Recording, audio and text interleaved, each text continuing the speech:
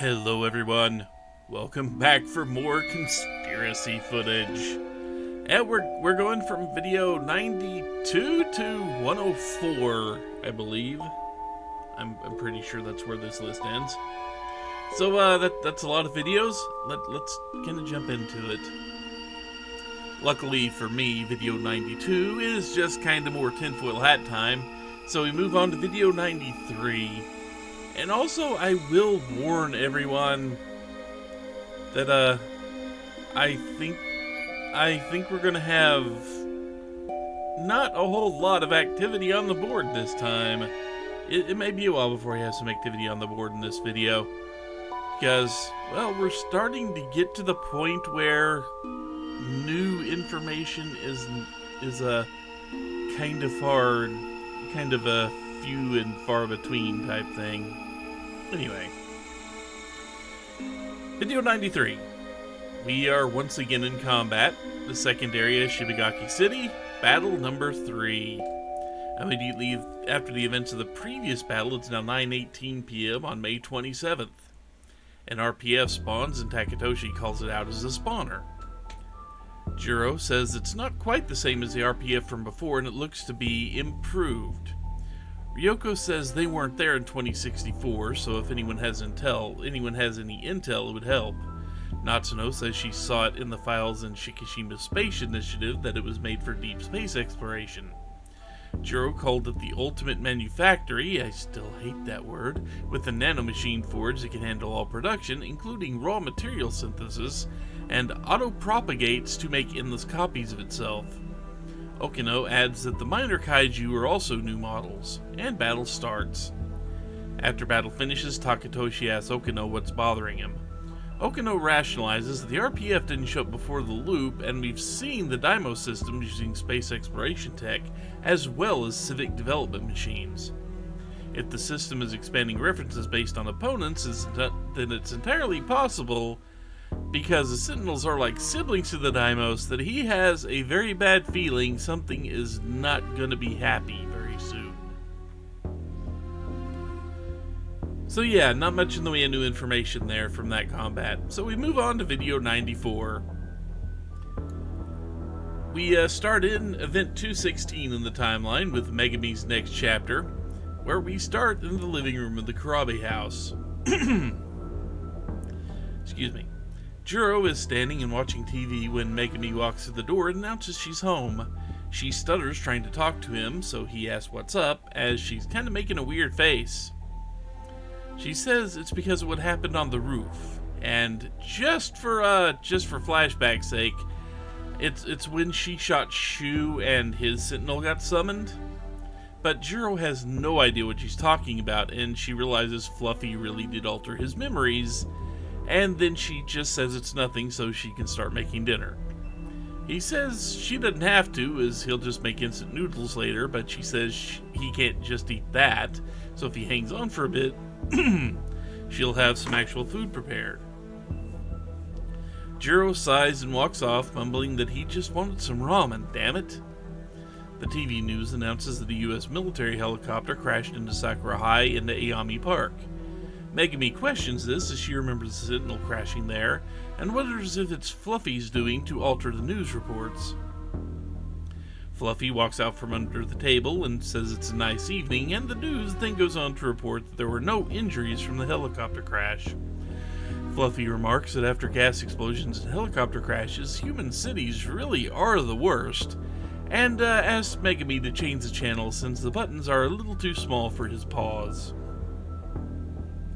Megami confronts Fluffy and says there wasn't a helicopter crash, and even though it was different than Jiro's, it was still a Sentinel that crashed, and she asks if he has the ability to alter the news.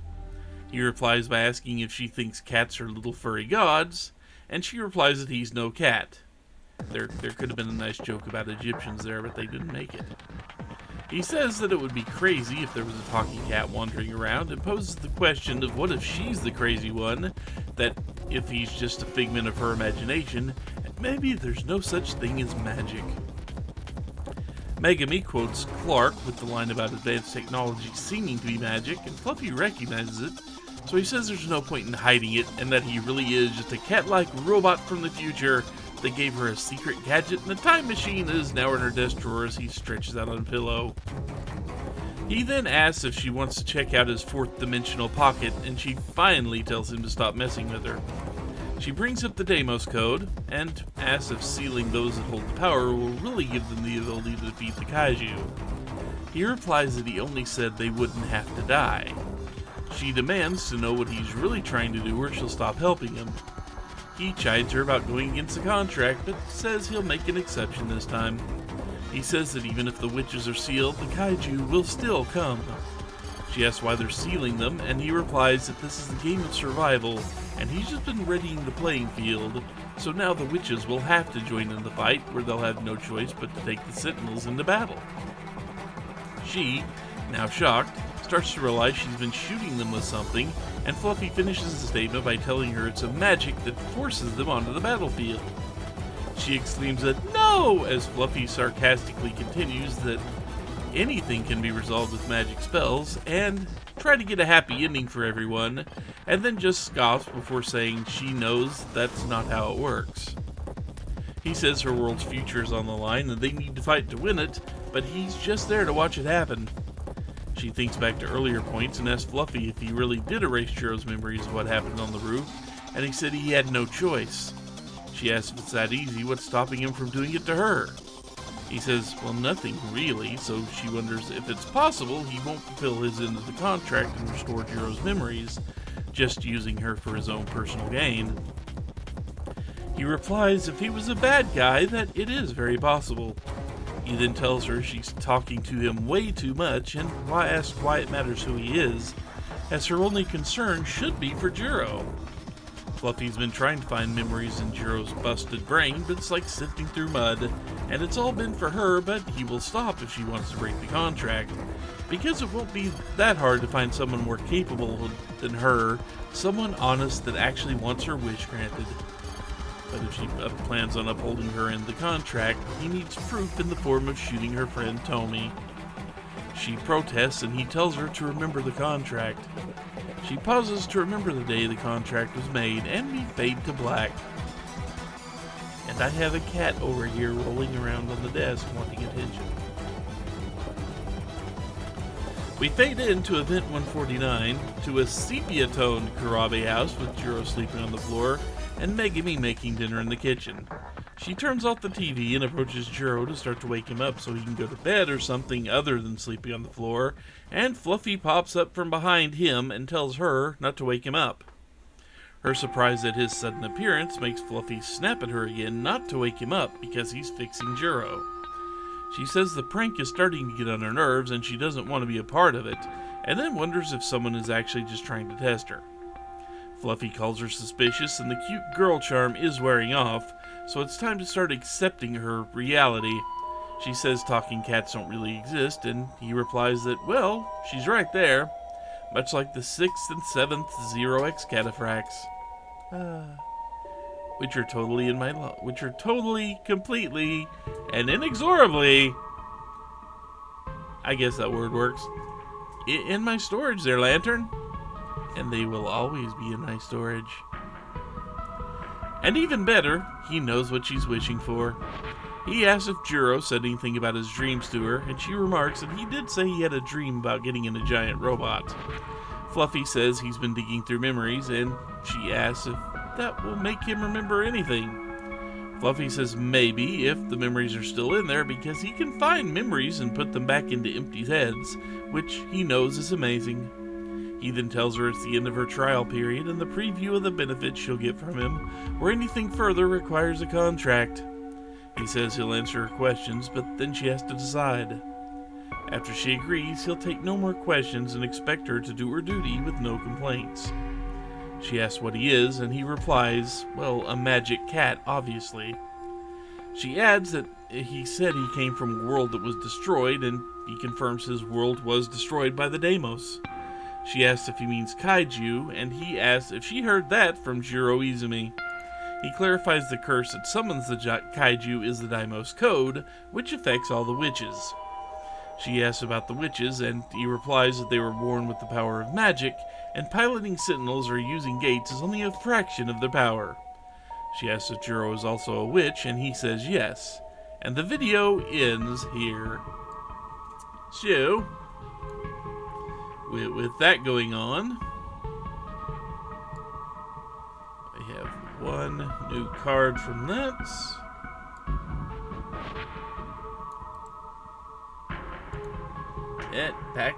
Back up there, buddy. Back up there, Ash.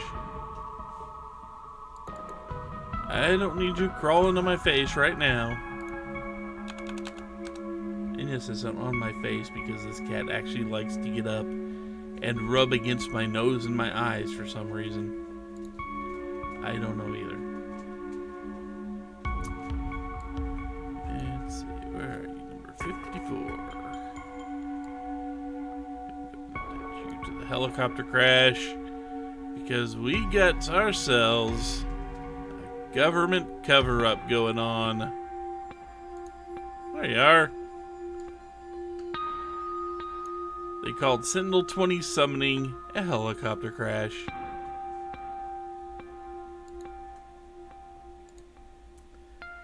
With that, we move on to video 95, which is a continuation of event 149 from the previous video. From the flashback, we keep going, and Megami says Fluffy mentioned the Deimos Code before, that it was a relic of an ancient civilization. He calls it a terribly old relic from a magical civilization that existed millions of years ago. She says if it was that long, humans would still be apes, and he says that sounds crazy.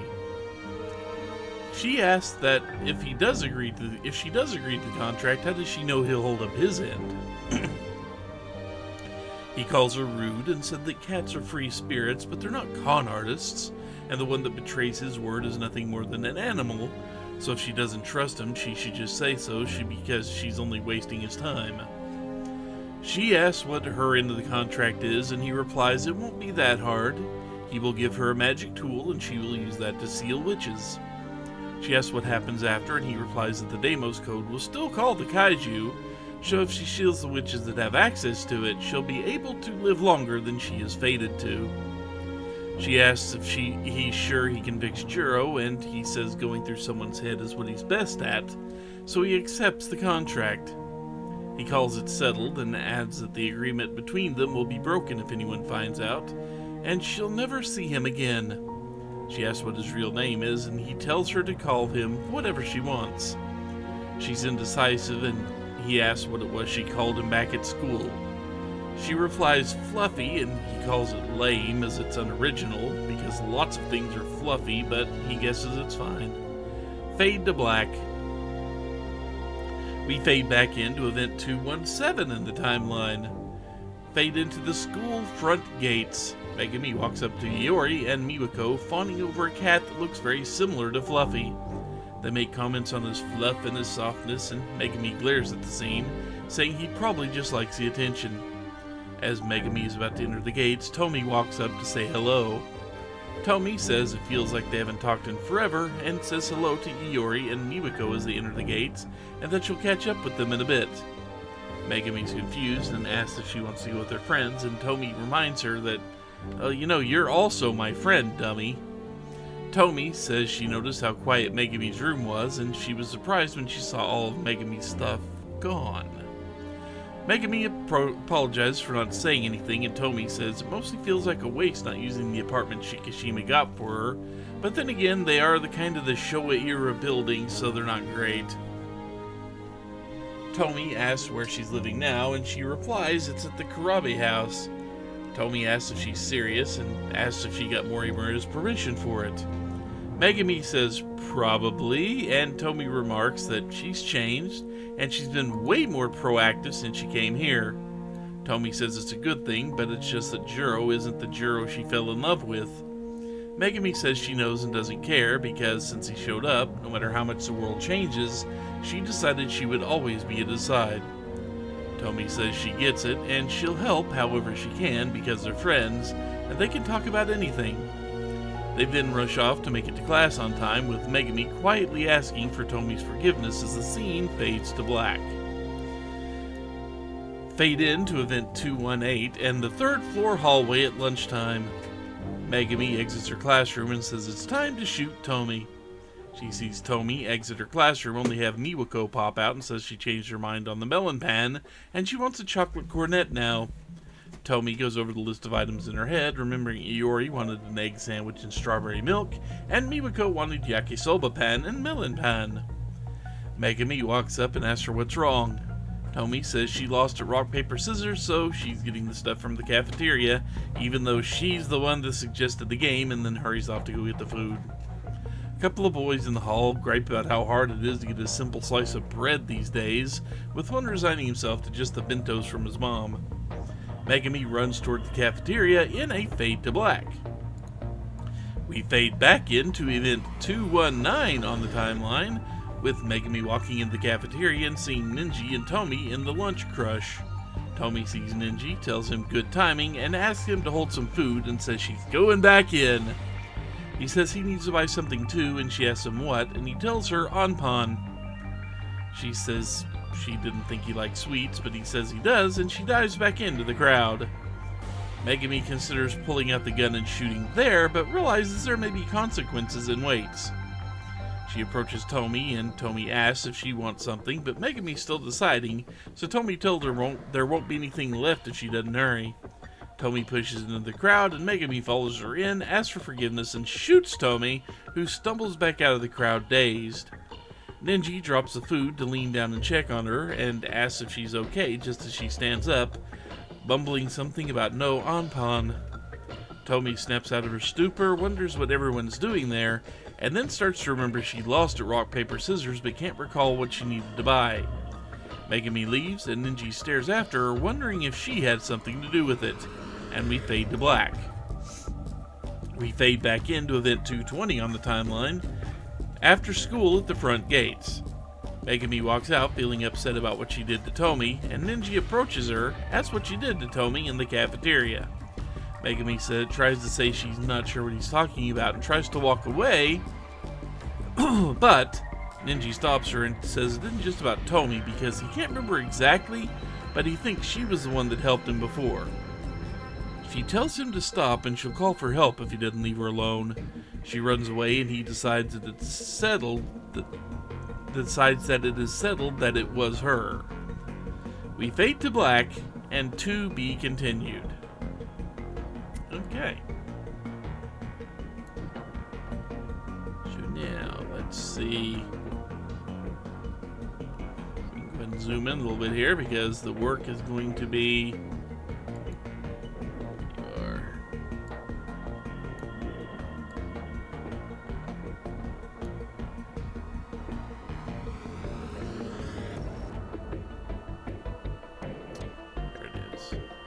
I lost the other half of that string in this crowd. I know, amazing, isn't it? Let's see, and then Megami sat there and shot Tomi.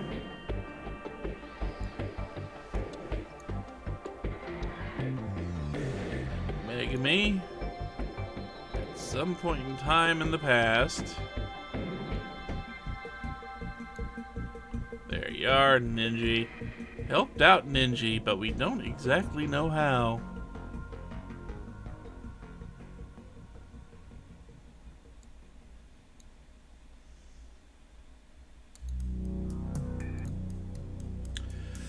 And now we continue on with video 96.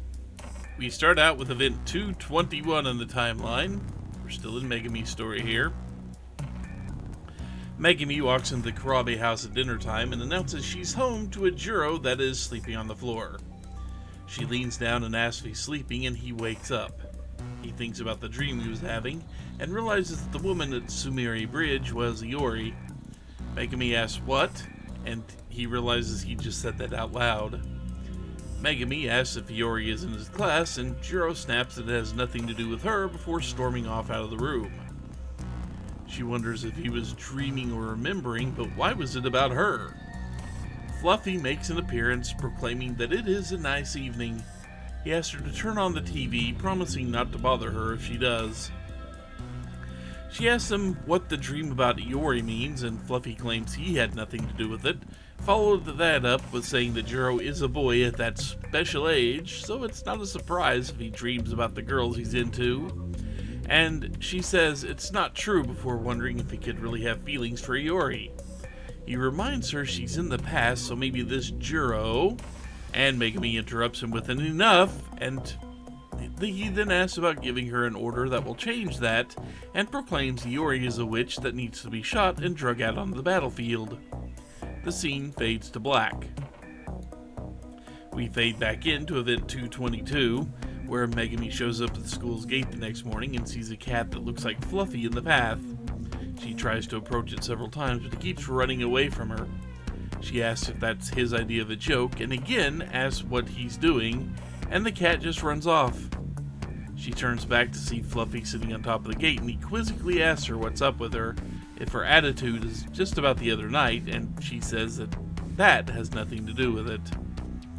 At this time, Miwako starts to walk by, and Megami tells Fluffy he's just being annoying, causing Miwako to run away from her. Megami thinks she might need to take a break, and Fluffy says she'll feel better after she shoots Iori because she knows she wants to. She replies she's only doing it because she's a witch, to which Fluffy replies that jealousy is flattering, but lying about it is just sad. Fluffy runs off and Megami enters the gate to go to class, and the scene fades to black. We fade back into event 223 on the timeline, where Megami enters the school hallway after class. She sees Iori and Miwako talking about romance in the hall, specifically Tomi's apparent relationship with Ninji. Megami interrupts him to ask Iori if she has a second. Iori recognizes her from Natsuno's class, and Megami asks if they can talk, alone, just the two of them. Iori doesn't mind, so Megami suggests they go talk on the roof, and they head off in that direction. However, she does spot Ninji standing in the halls, and thinks he may be looking for her after the incident with Tomi earlier. She thinks about what would happen if he spotted them, and decides to go a different way to go talk in the bathroom instead. Fade to black. We fade back into event 224. God damn it, no pad, stop that. Event 224, where we fade into the girls' bathroom, and Iori and Megami enter. Iori asks what she wants to talk about, and Megami pulls her magic gun out, proclaiming Jiro is hers, and asks how Iori dares to try to take him away from her. The scene rewinds, as that was all in her mind, and this time, she says it's for Jiro, but internally wonders who it's really for, then pulls out the gun and aims it at Iori. She finally admits that this act is for her, and shoots Iori in the leg. Miwako rushes in the bathroom soon after, and checks on Iori. Iori groggily stands, asking how she got there, and as Megami tries to leave, Miwako stops her and demands to know what she just did. Iori is confused, and Miwako says Megami is acting strange, like how she saw her talking to the gate this morning before school, and Megami acts confused and doesn't understand that Miwako couldn't see Fluffy, and Miwako is in shock that she named the gate. The scene fades out with a to be continued. So let's see here. Once again, we don't have any new cards, but Megami does get a couple of new strings here.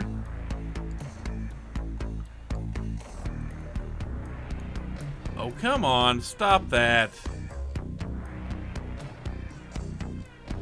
I didn't even hit the button this time, freaking game. I didn't even hit the button this time. Oh, cat. Thanks, cat. I just noticed where the cat's paw was.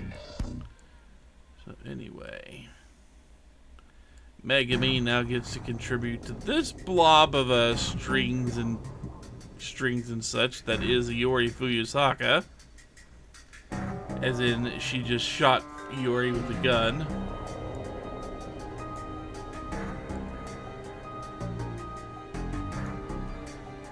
Then we get another card, which takes us all the way down to 42, Fluffy the Talking Cat, as in only Megami can see Fluffy. And if there was anything weird on that you saw on that batch of YouTube videos that popped up. Yeah, the algorithm suggests some weird stuff for me sometimes. I don't get it either. I may talk about that in a different video at other times, how frustrating YouTube can be to use just for a user. But not right now. Just know that about half that stuff you probably saw, because I didn't look at it myself that much, was not influenced in any way by stuff I have watched in the past month, at least. Oh well. Anyway, I'm gonna pause for a second and be annoyed. So give me just one moment here.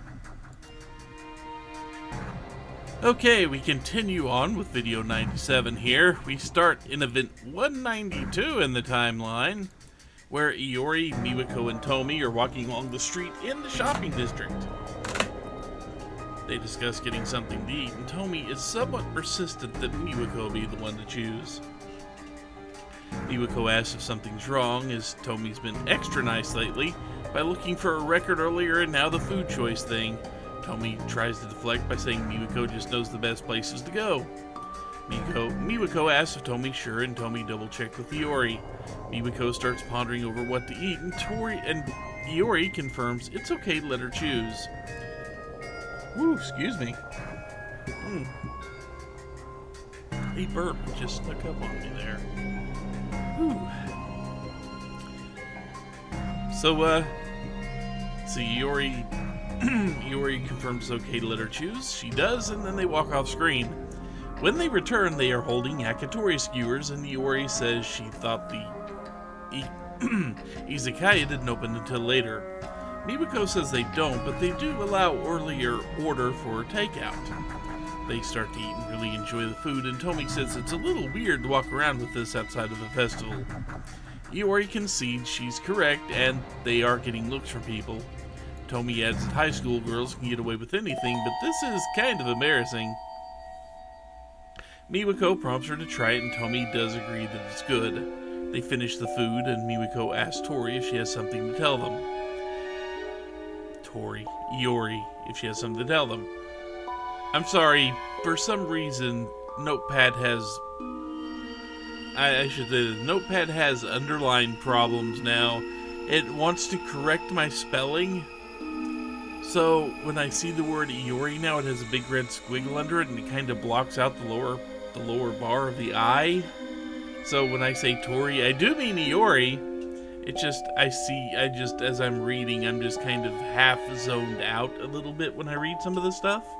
Go figure. But yeah, it kind of looks like the word Tori. Anyway, Iori asks surprise, and Tomi says that they can tell, so she should just say it. Miwako guilts Iori as they're her friends, and she demands she talk about what just happened with her crush. Can I add that? Thank you. So Iori asks surprise, Tomi says they can tell, so she just say whatever it is. Miwako guilts Iori as they're her friends and demands she talk about what happened with her crush, as they have a right to know. Miwako asks if she got his name, and Tomi asks if she just walked up to him and confessed. Iori admits that his name is A. Sekigahara, and Tomi reacts with surprise that it's him of all people. Iori asks if Tomi knows him, and Tomi says she should probably just stay away from that guy because he's not exactly a normal kid and is involved in shady business. Iori admits they are from two different worlds, and it may be dangerous and stupid, but she can't stop how she feels. Just then, A rides up on his bike and tells her to come with him. Tomi asks what he wants with her, and he replies that there's no time to explain. He asks Iori to come with him again, and Miwako starts doing her little excited dance as she tells Iori to follow her heart. Iori gets on the Tron bike, and the scene fades to black. We move on to event 193 and fade in to see A and Iori riding along the Suwabuki bypass motorway at sunset. He asks if she still has the dreams or the premonitions she told him about. She says yes, and he tells her they aren't exactly premonitions, but they're actual memories of Chihiro Morimura. Iori asks if he means a teacher, and he says she received the memories in a memory transplant. She refuses to believe it, and he says future technology does have that capability. She asks if that means Morimura is from the future, and he does confirm it, pointing out that's what she saw in her dreams. She then asks if Hamaguchi and Kurabi are the same, and he asks if she's acquainted with Tamao. She clarifies she meant Juro Kurabi, and this seems to make something make sense for A. Iori asks why she had a memory transplant, but he doesn't want to guess, so she needs to hear it from her directly.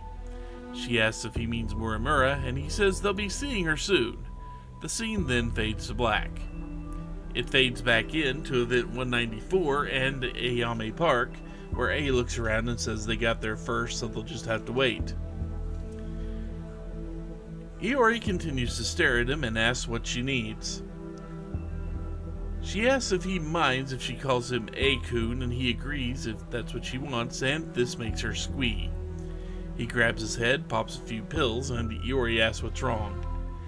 He says he grew up just like she did right here in Ashitaba City, just 80 years into the future, and asks if she saw the wreckage. He continues and says it'll happen there any day, just like in her dreams. The town will come under attack by the Deimos. She rationalizes that A and Morimura came here because she experienced what was in the dreams, and they wanted to fight the kaiju. A replies that doesn't really apply to Morimura anymore, and that it's up to them, the compatible ones that can still alter the world, including Iori. But the world is beyond saving, and he asks if she would like to come with him back 16 years to try again. He says they can take the city down, but won't take them with it, and with 16 years to prepare, they can win the next time. She asks what about Miwako, because she's still here, along with her parents, and asks what would happen to them. He admits they'll be attacked by the Deimos, and that's it. However, her parents aren't real because Chihiro came from Sector 1, so this means Iori also came from Sector 1. Iori thinks he's teasing her, but he says if she stays there, she'll perish with them. She says that since she has no choice, she'll do it, like in her dreams. She'll fight and protect everyone. He asks how she plans on doing it, and she doesn't have a response for that. He continues that Juro has no memory of what happened, but she'll probably have his help. She asks A if he'll be fighting, and he says he and Ryoko don't have much time left, so he can't afford to stay around, and that's kind of the guy he is. He says he doesn't deserve her love, and asks if she understands. They go silent, and Iori offers to look for Morimura. After a short walk, Iori finds Morimura in a catsuit a short ways away. Morimura seems surprised to see her and demands A explain why Iori is there. He replies that he's going to expose her secrets to Iori, as she has a right to know.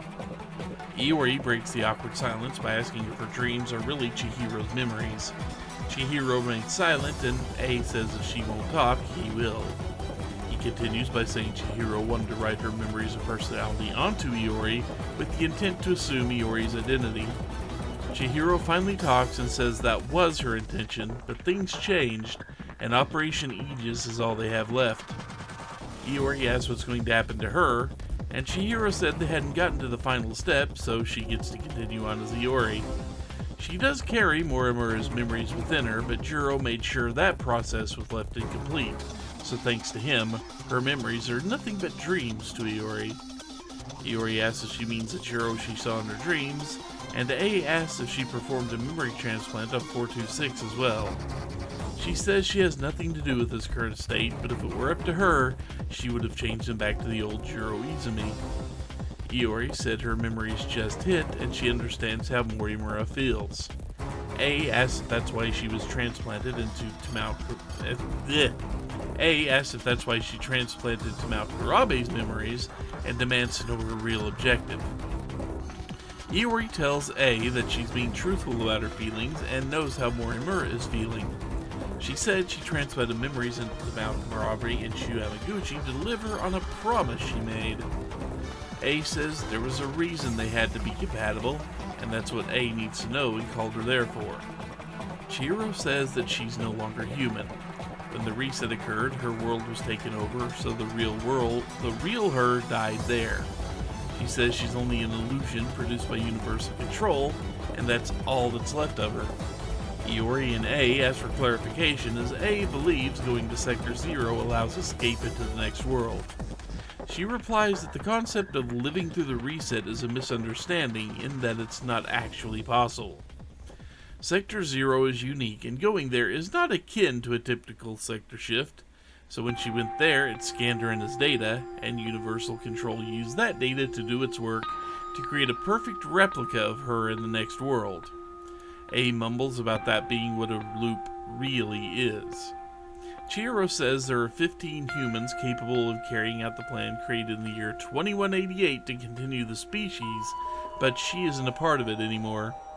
She's nothing but a doll held captive in 5 sectors, incapable of fulfilling the mission.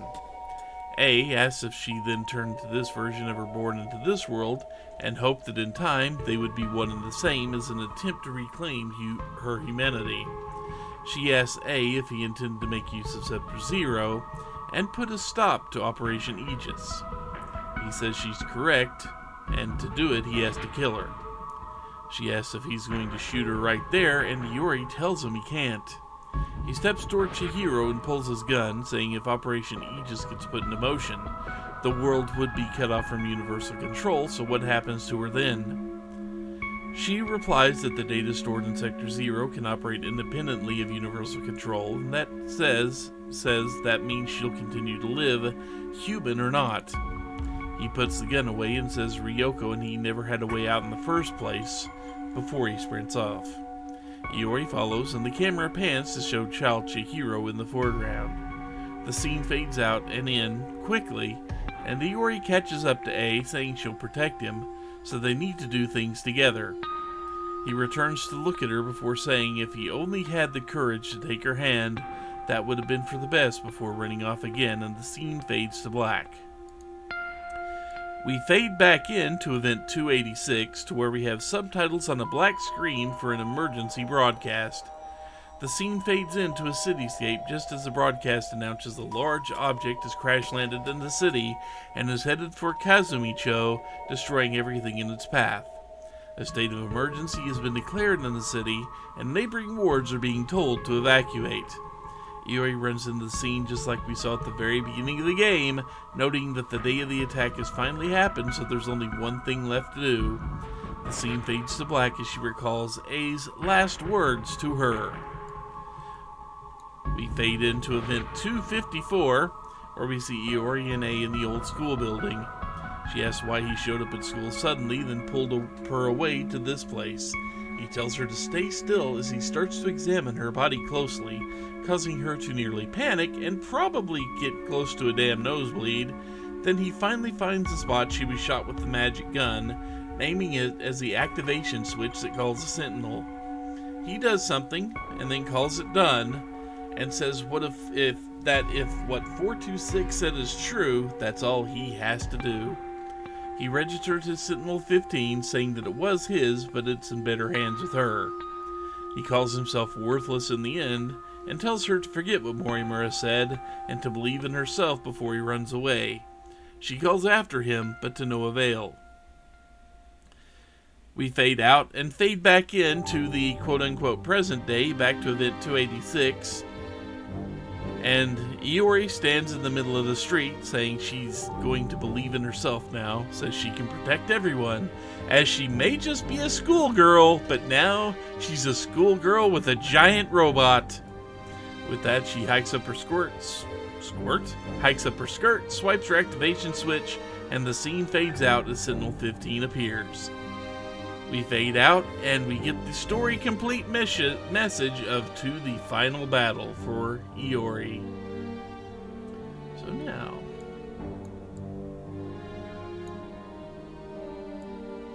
we need 4. We'll up here so this is faster. New cards. How many strings? 13? Yeah, we need 13 new strings. Pile them up right here.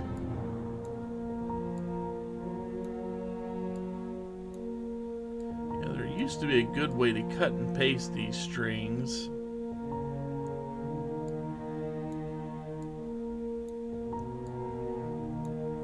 Uh, 6, 79, 10, and 13. There used to be a good way to cut and paste those strings with this. Problem is, it doesn't seem to work anymore. So let's say we have a card for our universal control illusion.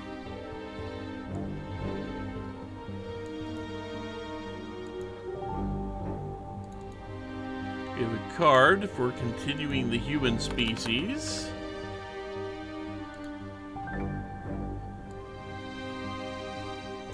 The next card here will be Sector 0 data. And then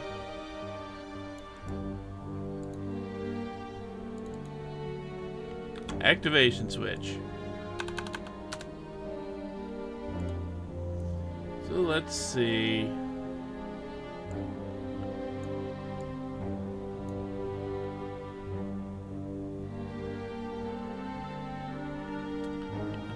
Let's see. So we have a card. Sector 1, the 2100s, is where Chihiro came from.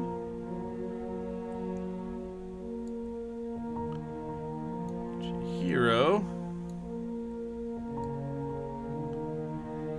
Kind of easy to see that, at least at this point. Transplanted memories into Iori there.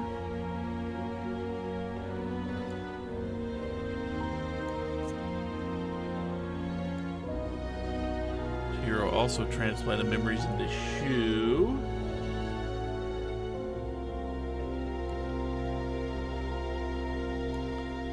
And also into Tamao. Oops.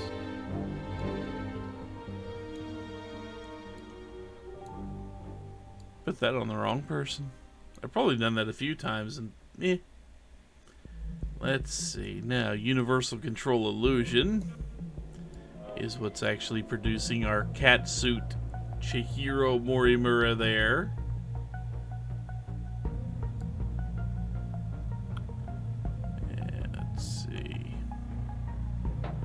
We have a loop that technically killed the original Chihiro Morimura.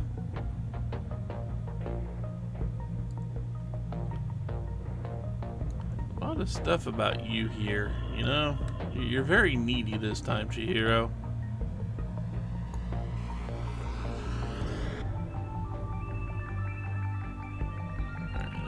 You're over here, Sector 0, red Chihiro in as Data. That's the thing. And Sector 0.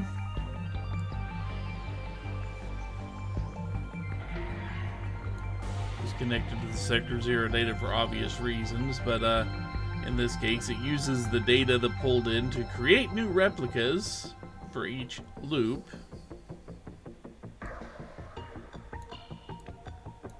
Pull the 15 up again over here, because that managed to show up again. And let's see, 157. Shouldn't be that far away. It's up there somewhere.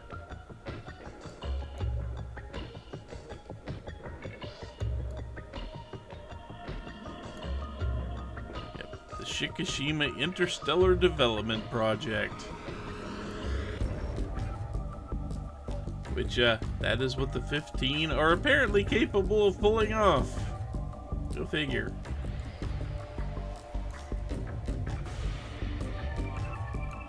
Let's see, continuing the human species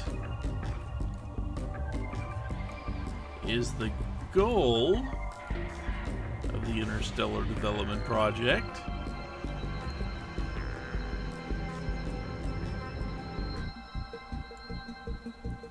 Find 111 because that's next.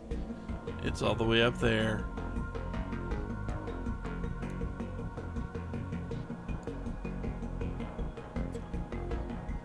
Sector 0 data, as we just heard, can operate independently of universal control.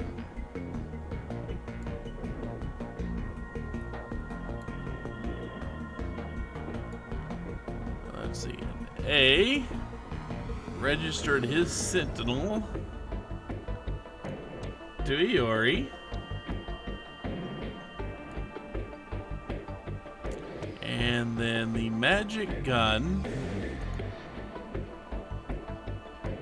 creates an activation switch via nanomachine injections.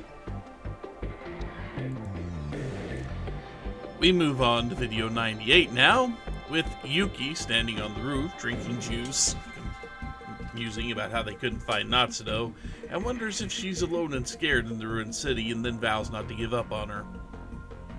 She thinks about A, who's on the run from the Black Suits and is hiding out in the classrooms with Miura. If she wants to rescue Natsuno, she'll need their help. She muses about the box she thought was a projector and how it's really a talking machine named Miura, and this is what Natsuno was writing in her book about. Excuse me, a burp popped up on me. What is up with my body today? I do not know. She then wonders if Goto and Ryoko let her go from Shikishima so they could track her to get to the SIU. While she's musing, not Erika Aiba walks up behind her and waits. Yuki turns around and Erika tells her she's been looking for her. Yuki asks if she has anything better to do, and Erika just repeats the same lines about helping to solve mysteries and wonders if Yuki's upset with her, while Yuki is still suffering from cigarette withdrawal. They leave the roof and go to the school hallway. Fade out, fade into the hallway with the pair entering, and then walk through the hall and exit to another fade to black, where they fade in, entering the cafeteria, which is empty. Almost. Not completely. Yuki goes to the vending machine and gets another box of the Hey-C apple juice. Shu runs in, calling out her name and saying Destiny likes to bring them together. Erika asks if they're looking for clues here, and Yuki says she just wanted a drink to keep her mouth occupied. Shu comments on how the vitamin C keeps her healthy, and she says she's not drinking it for the health, but because Natsuno used to drink it, and she asks him what he wants. She internally muses about how there was a second Tomi chasing after Natsuno during the whole bathroom event, and how Tomi was on the list, so Tetsuya wants her watched. Shu interrupts her musing to ask for a date, and she says no, then asks how many times it's going to take for him to give up, and he replies he'll just continue until she agrees to go on a date with them. He says he has a bike, so he was thinking, but Erika interrupts and says a bike sounds wonderful. Shu asks Yuki who that is, and she replies that it's Watson. Shu, confused, asks if she's from another country. Yuki says she has more important things to do today. Erika confirms, so Shu says he won't bother them, to which Yuki replies that he seems kinda docile today. He says he just doesn't want for her to hate him for being too aggressive, and next time will be a date for sure. The girls leave, and we fade to black. We fade back into the hallway scene, where we see Nurse Chihiro exit the classroom, and says she notices that Yuki is still wearing her old school uniform. If she needs help with anything, to come see her, and she secretly hands Yuki a small note. She walks over to Erika, calling her Tamao, and then chiding her for not checking in regularly. Yuki looks at the note and says Muramura wants her to do something, with the first step being talking to Aiba. She walks over to Erika and says there's something she wants to check in on the way home, and asks Erika to come with her, and gets an agreement. They fade to black. We fade into event 143 on the timeline to see the pair on the Sumire Bridge.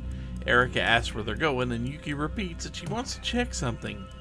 She says she did class this morning to go pay the real Erika Aiba a visit in the hospital, and she's been sick and confined to bed for a while. Then she overheard Muramura call her Tamao when those two talked, and asked if Tamao is her real name. Not Erika admits that her name is Tamao Kurabe, but she meant no harm, and a twist like this in the third act makes for a better story, and says Yuki is good at this. Yuki asks if she remembers the incident in the girls' bathroom, and Tamao asks why bring that up now. Yuki said there were 2 Tomis seen that day, and she recently found the second one. So we cut to a flashback. We fade into event 142 on the timeline as Yuki enters the old school building and calls out for A. She sees him next to an inactive Tomi android, but doesn't know it's an android yet, so A clarifies that point for her. We see the chest and the android flash, but little more than that before A says he can't get it working now, and the data is completely corrupted. However, before it was destroyed, the inside seems to have been replaced, which means he got away looking like someone else. Yuki asks for clarification, and A says he means Jiro Izumi, a mass murderer. He doesn't have a body, but A knows he's plotting something. A found the android shoved into a broom cupboard, meaning 426 must have hidden it himself. Yuki realizes that the building they're in is behind the north building, and thus that bathroom, so the discarded android is the culprit. Fade to black. We fade back in to return to the bridge, and Tamao laughs about hearing about a robot. Yuki says it's been bugging around who this guy jumped into after that, and Tamao tries to deflect by asking if anyone will believe a robot destroyed the bathroom. Yuki asks then if Tamao has heard about nanomachines, and she just heard about them herself. She said that when she was at Shikishima, she noticed that someone close to her altered her several times. Tamao goes silent, and Yuki continues that the only person that seems to always be around her is Tamao. Tamao tells her not to get too worked up and that she has no idea what she's talking about. Yuki says that she's definitely not Erica, and she's definitely not even Tamao. She's now a fugitive that used a robot that looked like Kisaragi to escape, and is now housing the consciousness of a mass murderer known as Jiro Izumi. 426, dropping most of the disguise, asks if Yuki thinks she's really a man and if she's alright. 426 calls it annoying as her eyes turn red, and she swears she made sure to erase memories. Yuki asks if she's finally dropping the act, and 426 says she's going to have to erase quite a bit more. Yuki tells her to look behind her, and the camera pans back to see Ryoko, Goto, and a policeman approach from behind, then pans the other way to see a catsuit Chihiro and 2 more policemen approach from the front. 426 asks if this was all a trap, and Yuki says it was Morimura's idea. Yuki retreats, and Chihiro steps forward, leveling a gun at 426. Morimura says it's been a while, but she never thought she'd see him dress up as a schoolgirl. She calls him insane, but he says he's saner than she is, while she's trying to save her own ass by derailing the Interstellar project. Chihiro says she's doing it for both of them, so they can make it out alive. With him, not as he is now, but the him that was before he awakened there. He retorts that it comes at the sacrifice of 15 lives, and she says it's not a sacrifice and they'll lead happier lives. 426 asks if that's true, even if they're denied their future without knowing why. She says that she shot him on this bridge before, and she has no hesitation to do it again before pulling the trigger 3 times. Yuki steps forward in shock, and Chihiro warns her to stay back as it's not dead yet. 426 stands, about half skin and half endoskeleton. Yuki asks exactly what 426 was doing to her, and he replies that he was getting her ready for the game that'll begin soon, as things are about to get underway. He says he doesn't have the time to deal with nuisances like this, and dives over to the side of the bridge as Chihiro takes a few more shots at him. The group looks over the railing, and Chihiro says that not even a body made out of metal could survive that unscathed. She calls the police over and says 426 can't move well, so they need to surround the perimeter. She tells Yuki to go home, and then tells Ryoko and Goto to start searching the area where he fell. The scene ends with Yuki staring over the railing, and we flash to be continued. Let's see. Need to pull back just a bit here. Get myself 5 fresh strings.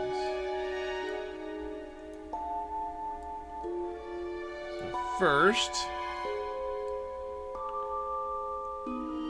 A here, and where are you? Ah, the Tomi Kisaragi android broken in a cupboard. We've got a few. There's Rinya.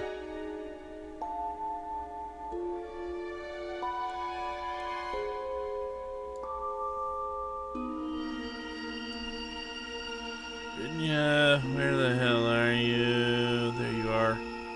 426, an android to Mao's body. Rinya helped to trap there. Ryoko also helped to trap 426 on the bridge.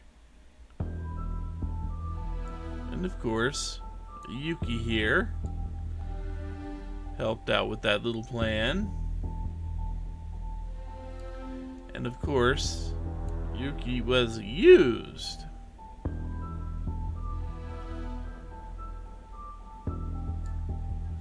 By Chihiro to help out with that plan.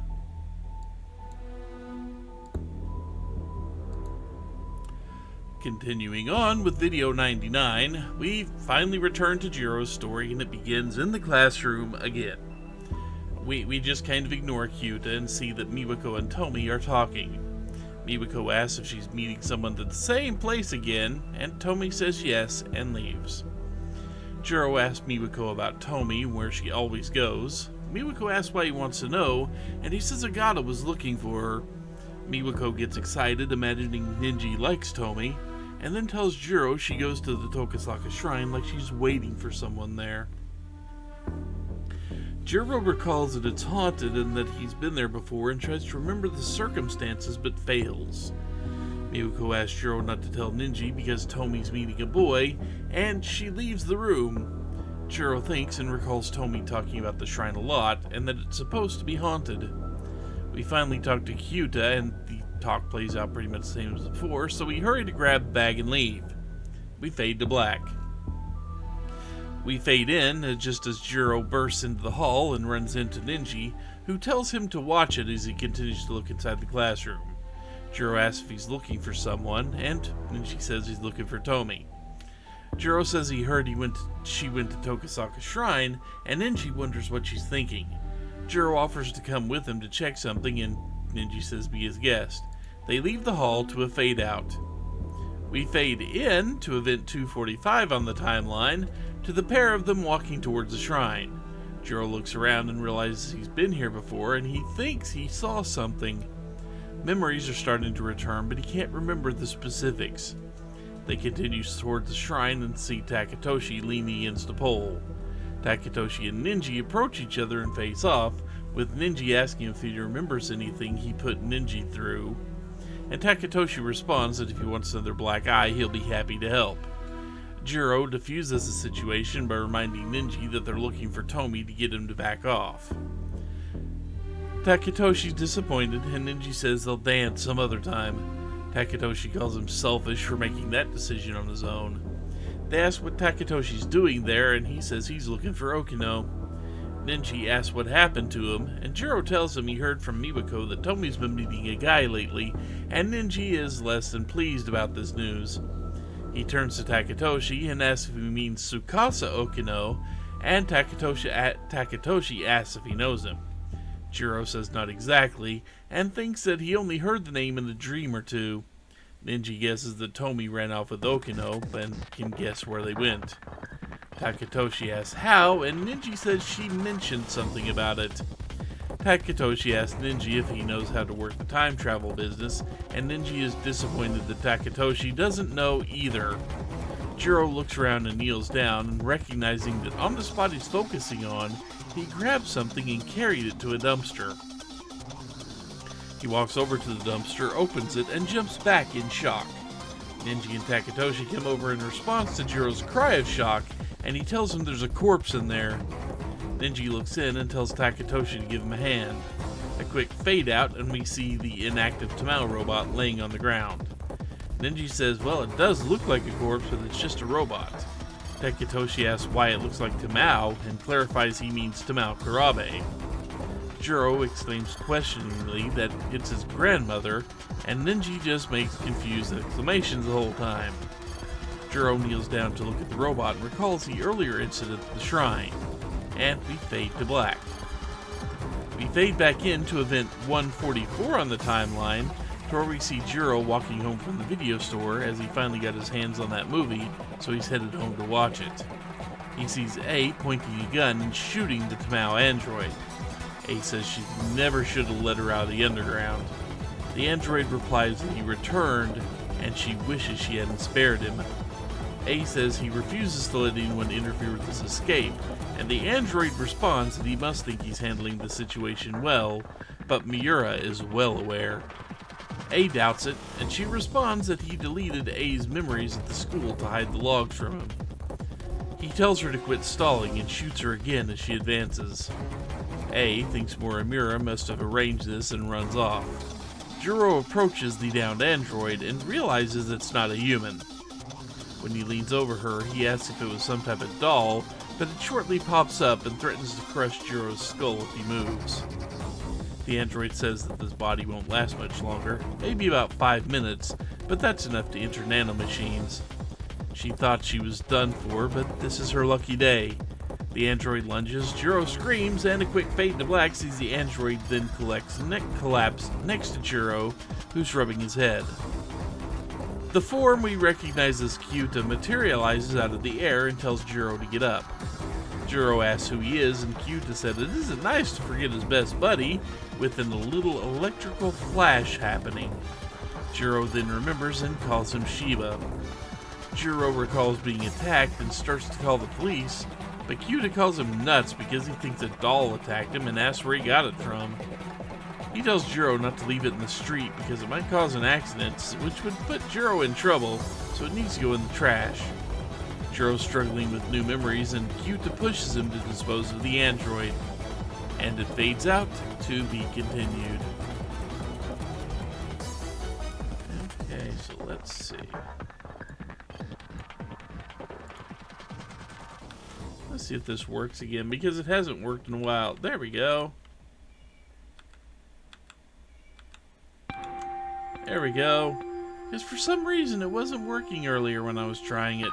Yeah, well, I guess it works now. Let's see. So, our strings. A here. Shot 426 in the android body. The android body entered. I just had to make sure. Entered Jiro's nanomachines. Let's see, I need to zoom in here. Actually get a lock on Kyuta there.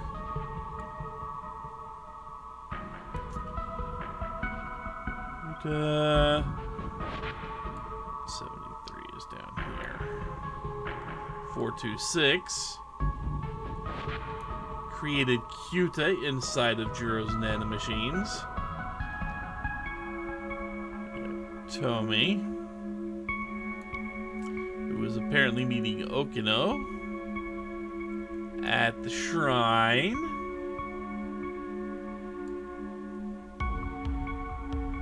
Then have Jiro, who grabbed the Tamao Kurabe android and placed it in the dumpster.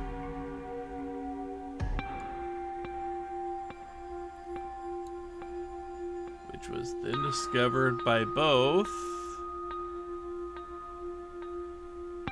I can't. There you are. Takatoshi. Come on, cat. Stop that.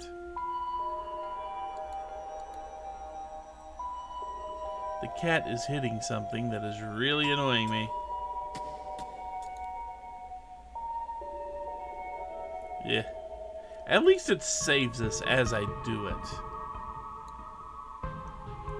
Anyway, it was discovered as Takatoshi. Discovered by Takatoshi. And if I can find the card in all this mess. There you are. There's Ninji. Ninji Ogata.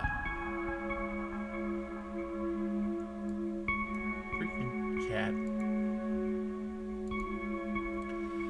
We continue on with video 100, and we are in the ruined city of 2024 with Miwako, Tomi, and Ninji.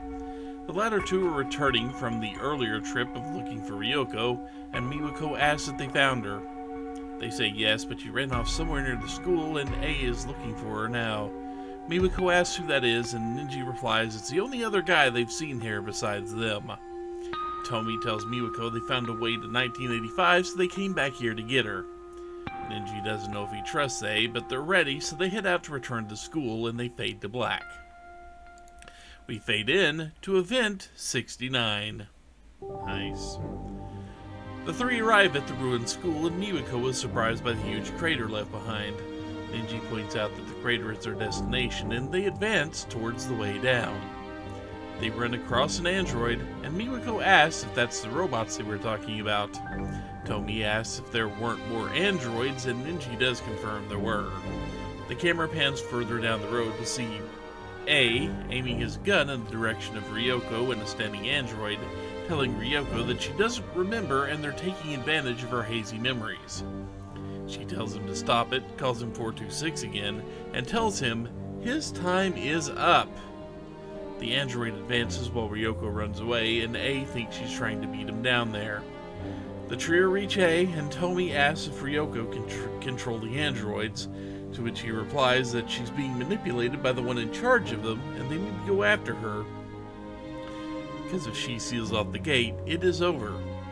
A drone flies down and tells A that there's evidence of activity, and that human likely used a crane to descend. A tells the drone to secure the crane and not to let Ryoko lock it up. The drone leaves. Tomi asks how they're getting down, and A says the quadruped has a crane. Tomi says that it does sound like construction equipment. A continues they'll use it like an elevator and ride it down to the bottom. Miwako and Ninji don't seem that eager, and Miwako asks if A is safe to be around, as he has a gun. Tomi says they don't have much of a choice, and the three follow A down the crater, and we fade to black. We fade into Event 70, into the interior of the UFO, where Ryoko is activating the gate. A runs in and calls out to her and interrupts the process. She's dazed, recognizes him, and asks why she or they are there. A says it looks like she got some memory back and asks if she has her pills. She says she's out. He turns to the drone, Mira, and asks for help to hurry and get everyone back to 85 as the pills are in Sector 4. As they work on that, Tomi asks Miwako how she is, and Miwako says she's afraid of heights, so the ride down made her think she was going to die. Ninji points out that if the place is full of gadgets, like they saw in the Dead Kaiju, like they're kind of in the belly of the boss, almost like a movie set. Miwako asks A if Ryoko will be okay, and A says he was worried, but she seemed to be fine now. Excuse me, I have to yawn apparently. She asks if Ryoko is ill, and A recaps a bit about the DD-426 incident and how someone's taking advantage of it. However, Ryoko's condition is much more serious than his, so she can't prevent it, but at least they can try to make it to 1985 without issue. Tomi asks if Mora Murray uses the gate, and A says she's the reason they can use it at all, as she designed the functionality. While they wait, Tomi sees a pulsing, glowing blue light floating in midair. Tomi touches it, and a window pops up with someone saying, "Please respond," barely coming through. After a few more attempts to get someone to respond, the voice says that it is number 16. A says that's the one that went missing, and the voice says she finally got through. BJ asks Kisaragi what her coordinates are, and I have to yell it again. And Tomi turns around to say something, but the voice continues that her current location is unknown, and she doesn't know the condition of her Sentinel or herself. The window suddenly closes. I have a cat clawing at the back of my chair. A says that number 16 went off the radar after the DD-426 incident and asks Tomi what she did to make contact, and she says all she did was poke a button. Ninji asks if the voice that popped up sounded like Tomi, and Tomi then asked BJ why he called the voice Kisaragi, and he replied that Kisaragi is the control system for number 16. She asks why they have the same name, and he says it's because she is you, although a different you. A says he gets it now, that's her biometric ID. BJ adds that the line opened due to the ID being authenticated. A asks that she touch it again, and when she does, BJ immediately asks Kisaragi to respond again, with A asking her to answer. She replies that she managed to connect to the system and determine her location, but it's troubling because she's outside the world, meaning the place is not recognized in any era and she's being denied access to all sectors. She thinks Universal Control is trying to get rid of her. She tries to continue, but the window closes. Tomi tries to touch the button again, but the window just opens and closes immediately. Tomi asks A what Universal Control is, and he replies that's where they are, where the primary gate is housed, and that the underground mainframe monitors the world. BJ adds that the mainframe seems to not want them to know number 16's location, and A agrees. Miwako runs over to them and says that the androids are coming from the left side, and Ninji sees them on the right too. Ryoko tries to give them commands to stop, but they do not follow them. A shoots the last of his ammo, knocking them down, and tells them to gather close so they can shift. BJ initiates a shift, and they get out just before the androids reach them, and we fade to black. We fade back into Event 71, where the group gets their wits about them, and Ninji says he knows this shrine, as it's by the school. Tomi turns and tries to tell Miwako that they're almost home, only to find that Miwako did not manage to make the shift with them. She points it out to Ninji and they start to look around the area. After not finding her, Tomi asks A to go back to find her, but Ryoko says it's no use as she's not like them. Everyone in the city is managed by the computer underground and asks A for confirmation. A says that to make sure no one impacts the world and no one finds out about the truth, UC handles their lives and pulls the strings as it sees fit, so he determines that UC saw her as an inconvenience to this world by knowing too much. To be continued. Let's see. One card.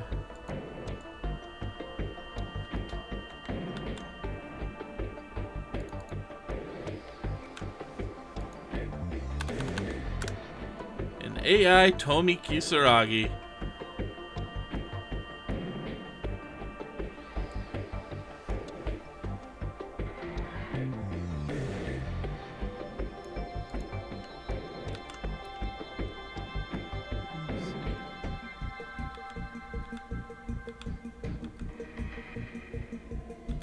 There we go. Yes, cat. I will feed you in a second, okay? You can get fed in a second. You just have to wait a minute or two, okay? So let's see. Now, where were we? Sentinel 16. Right here. I know you're right over here somewhere. Yep. The 2064 invasion. You disappeared after that happened. AI Tomi Kisaragi piloted Sentinel 16 during the Battle of 2064. And apparently, AI Tomi Kisaragi here is trying to be, has universal control, trying to erase her. And also, Universal Control is apparently trying to hide Sentinel 16's presence. We don't really know why. Let's see. Okay, here's Miwako, who disappeared into the when they tried to shift into Sector 4. Somehow managed to stuck around in the other sector, but did not actually do much there. Didn't manage to make it out there, but Universal Control could very well have erased her during the shift to keep something from being uncovered, but we don't know what. So, with a bunch of bombshells dropped on us, it's time to continue on with video 101, and, well, we need more combat in our diet anyway.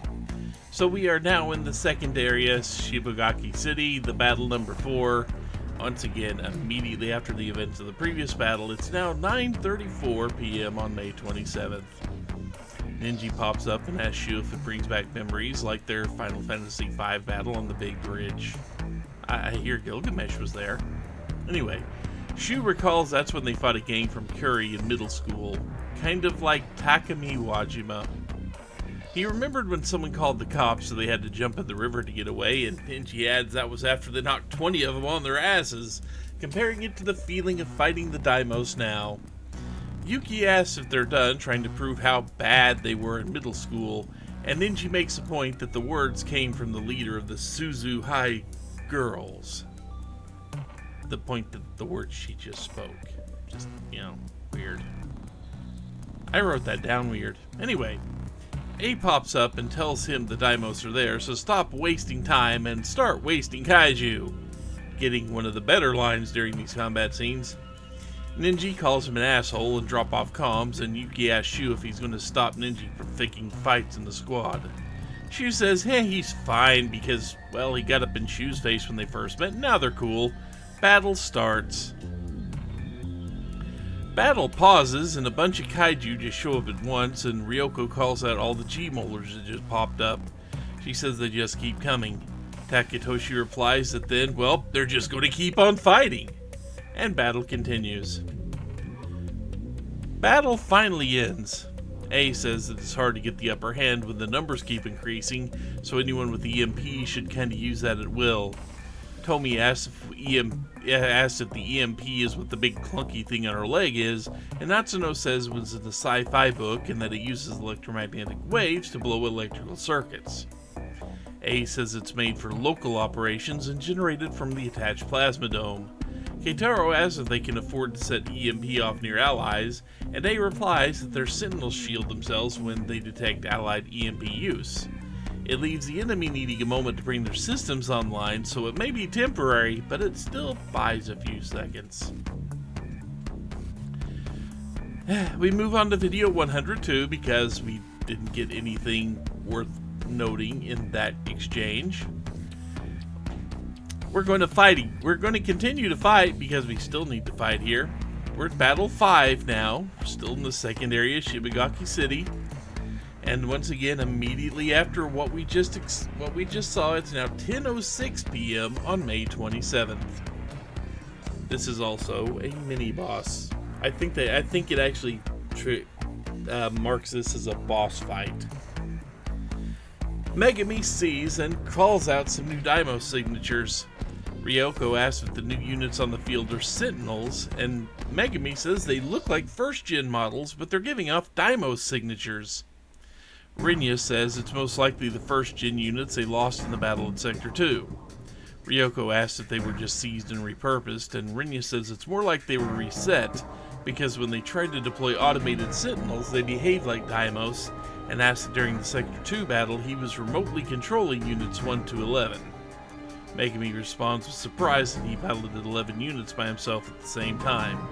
Rinya calls it inefficient, and the Daimos were clearly influencing their processes and abilities. Ryoko realizes that's why they directly control them now, to cut out the problems with the automation. Rinya thought they were destroyed in battle, and Jiro says he doesn't think it's that simple, but they're coming, and they're heavy units with the composite ceramic armor. Ryoko calls them close-quarter Daimos frontliners, and they need to be shut down now, or that terminal isn't gonna last. Battle starts. Battle does pause every time one of these new gladiator units gets killed, and each kill gets a short statement of a little consequence from a different pilot. Eventually, the battle does end, and Okino says that he was right as he feared, and those units are not captured Sentinels. He adds that they were newly created Deimos units. Takatoshi says that they were the same as the number 12E pilots, and Okino says that Ida put the first generation Sentinels together, with Okino just helping out by making auxiliary stuff like EMPs and anti-air flares. However, they were never meant to have a direct pilot, and originally they were all automated. Takatoshi says that explains how the Deimos gain control, and Okino says there's also a less stable connection to the pilot, so they all have to have limiters on their functions. Takatoshi asks if that means the true power is being restrained, so what happens if the limiter comes off? Okino says they'll get a huge boost of maneuverability, but it costs a tremendous strain on the pilot. Takatoshi calls that a small price for true power and nothing a true son of Japan can handle, so it sounds like there are advantages, so he'll let A and Ninji know. So, after that, we've actually got a few things to tack on here.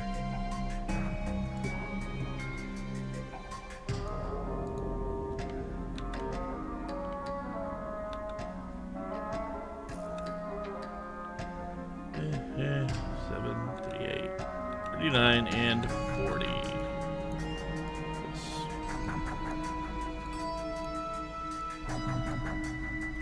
There we go.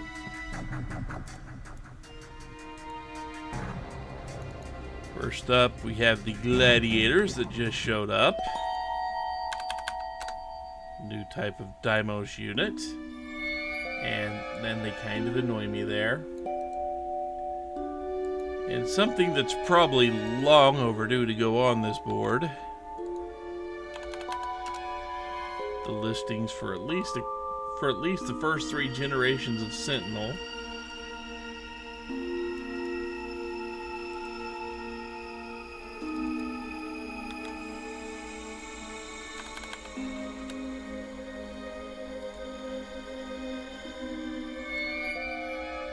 Get that put in here.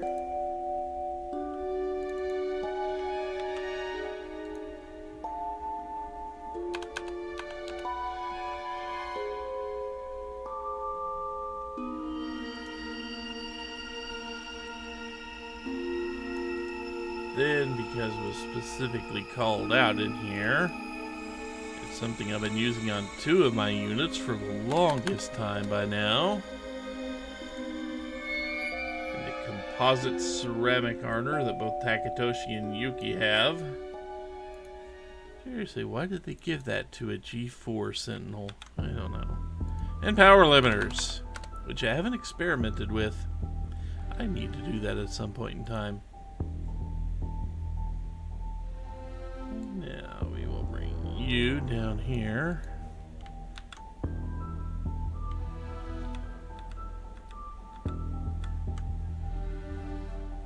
Okay, so let's see. The gladiator there is a copied design from the first generation Sentinel. Gladiator has the composite ceramic armor.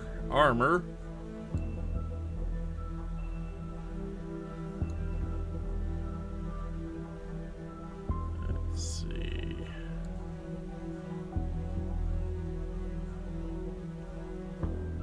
I know you're around here somewhere. Come on, where are you? There you are. Sentinel 12 has that composite ceramic armor,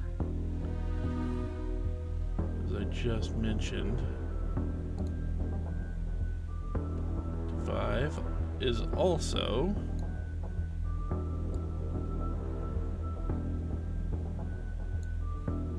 Sentinel is also on Sentinel 21. And let's see. There's my Deimos tag. Deimos.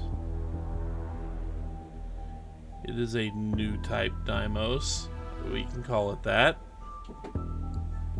And then the first generation Sentinels have power limiters.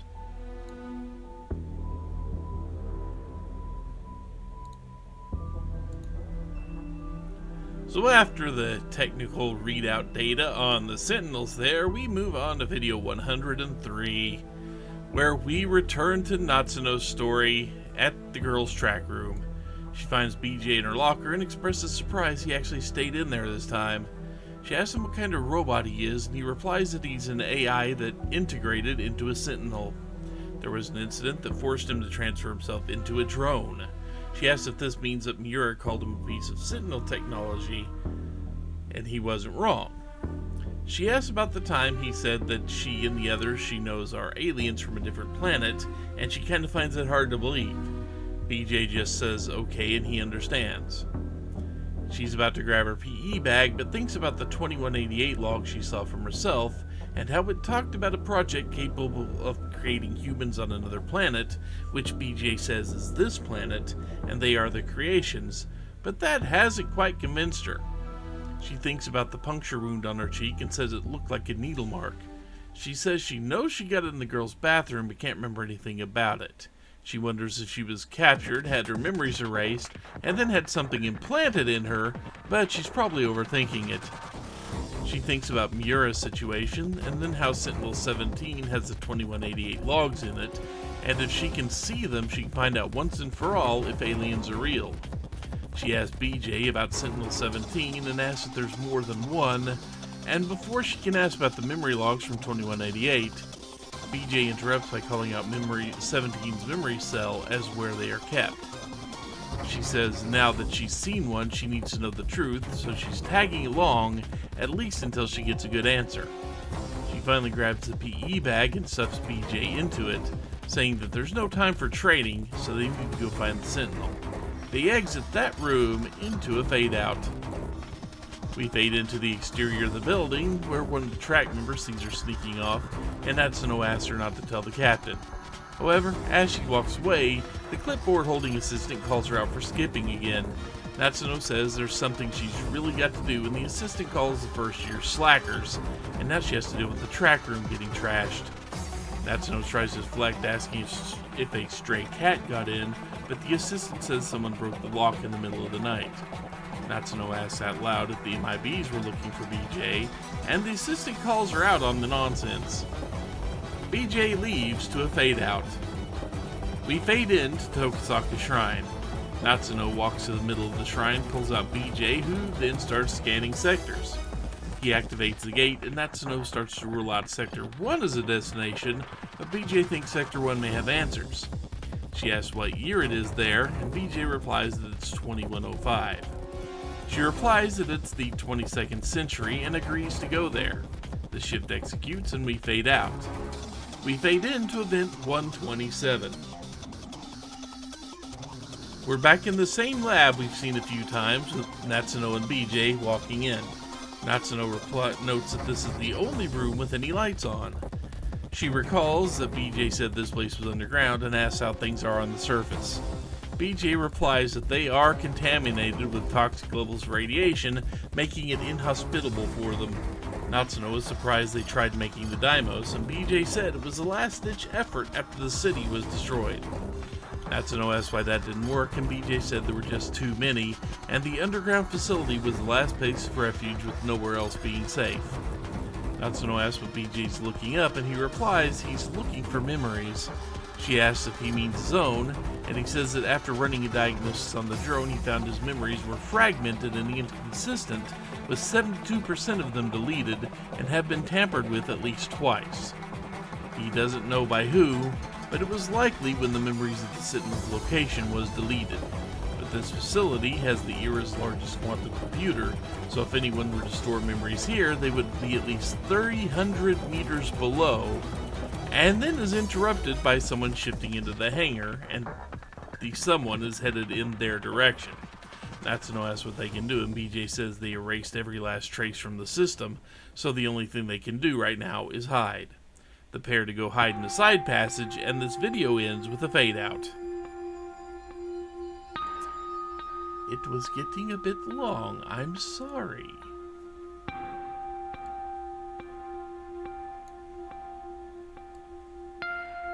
I try to keep all the videos in this series under 30 minutes.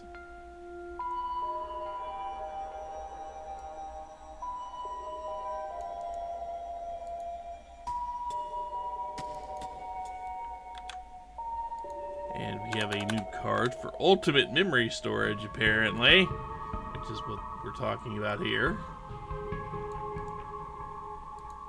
And a card for tampered memory. Honestly, that could refer to a lot of things in this, couldn't it? Didn't even think about that. Yeah, well.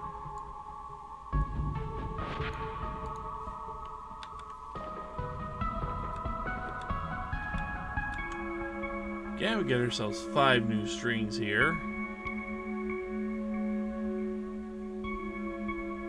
Let's see if I can find the cards I'm working with here.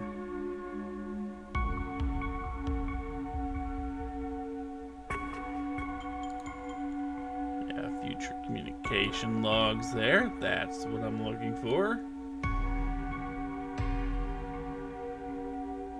I need to find the Sentinel card that I was working with. There it is. Sentinel 17. It contains some logs we are looking for. It contains a lot of logs we're looking for.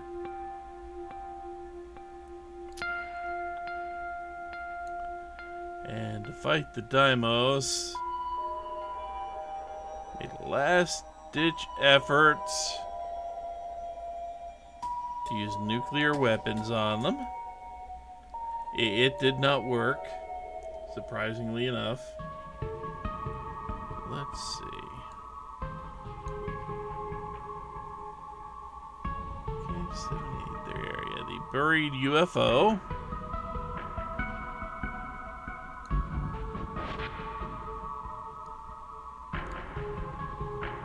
Is apparently one and the same as the mainframe.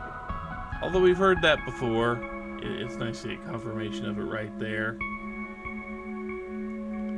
And if that's the mainframe, it would be the best place for ultimate memory storage there.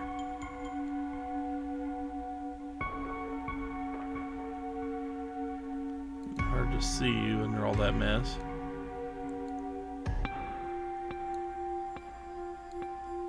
And he's had about 72% of his memories tampered with.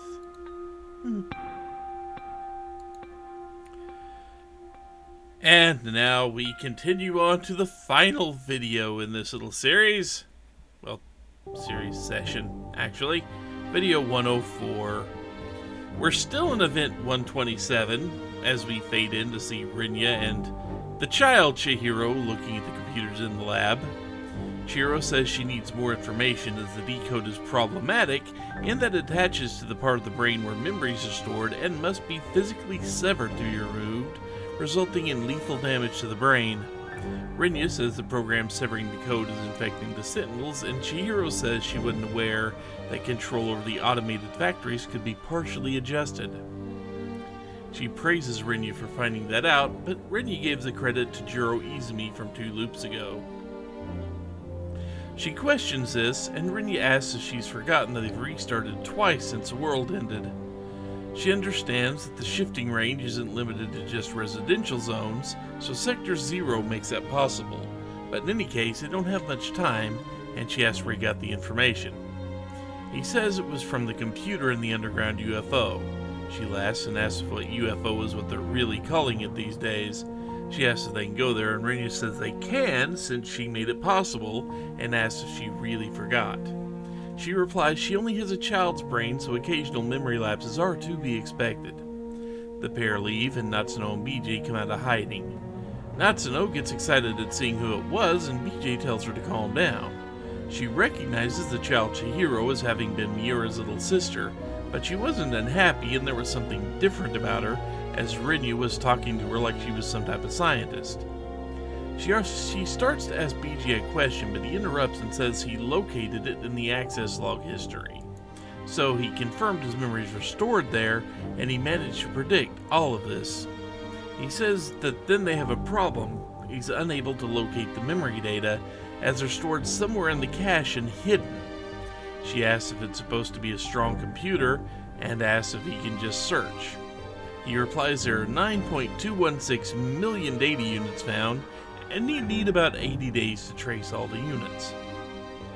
He says he must have left some kind of hint to identify which data unit he stored things in, as each unit is a 3D construct with coordinates consisting of 2 letters and two numbers. Excuse me. She says that way back when they first met, she assumed BJ was his name. He responds by saying it was the name she gave him, and she corrects him and that he said it first, but he has no logs of the exchange. He then recalls that he called himself BJ11, and BJ remembers the full number BJ1105. He then immediately searches those coordinates and locates a memory storage. He says he now knows Sentinel 17's location. It's an altitude of 500 kilometers in an artificial satellite orbiting the planet. Natsuno excitedly proclaims that it's in space, and BJ says he can't access it from there, so they need to go.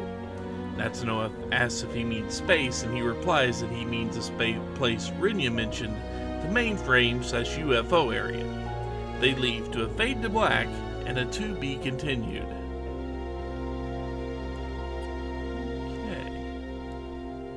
Let's go ahead and get our final 2 cards for this section.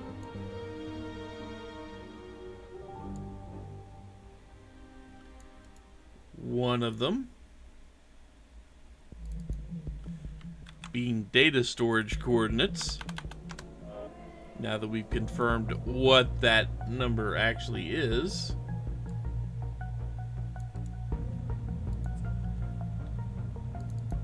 And also the artificial orbit above the simulation.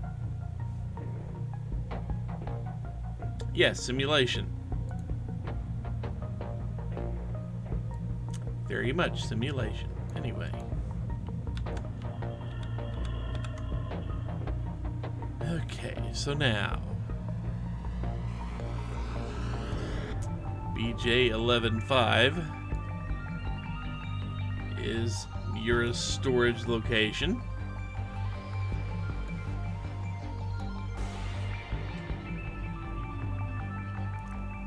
I know you're over here, I just can't see you. There you are, Sentinel 17.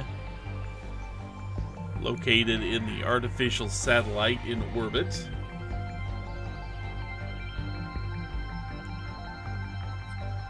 Also, because we kind of tweaked onto the fact... Where are you? You're around here somewhere. There you are. Sentinel 16. Also in that artificial satellite orbit.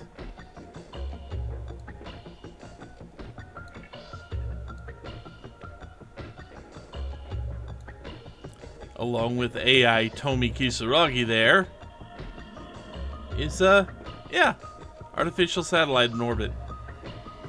So there we go. And this has been Session 9's additions to the Ball of Misery. That's what I'm going to call it for now. Ball of Misery. Yeah, I think that works. But anyway, with that done, I'm going to leave it here, and we will be back in a couple of days with the next video for 13 Sentinels, and back in approximately another 3 weeks for another one of these. So until then, take care, everyone.